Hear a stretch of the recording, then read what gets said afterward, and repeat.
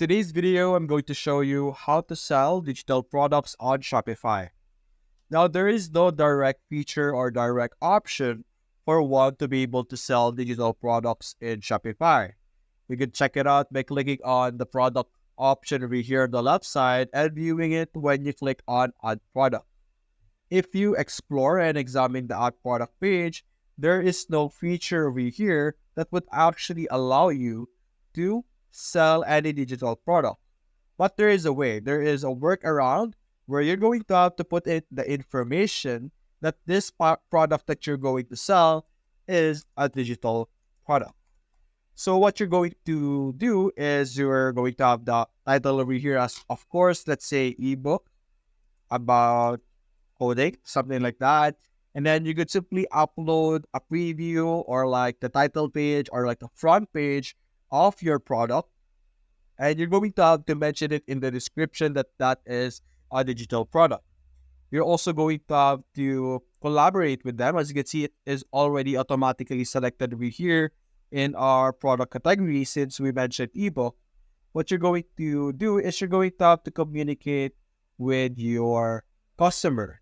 And basically, you're going to say that you're going to reach out to them after they purchase the product, after they pay for it, of course. You're going to reach out. There's also something over here on the right side where you can see product tab. You can simply add ebook as well so that people will know. Then you could add the pricing over here, 100. Then you have your compared to price, let's say 500 for now. And that's basically the workaround or the process that you could do for when you are trying to sell a digital product in Shopify. Now, after this, let's save it for now. Let's explain to you the situation on how it would work. So let me go back to our page over here. We can click on preview online. And as you can see here, the type is ebook as well. But anyway, over here, what you could do is once they buy this product, after they buy it, of course, you will be able to receive the information about the user. You could put in the description, let's say more instruction, let's say, if planning to order, please leave or send the email or your email for us to reach out to. Then you could simply contact each other through each other's email. You could send them an email that this is the file after that, after they bought it. Because in normal processing of product, of course, after they buy it, of course, you're going to have to wait for the product to arrive. And you will be able to receive the information about their address and who the person you are sending the product to. So you can take advantage of that process where you could get their email instead.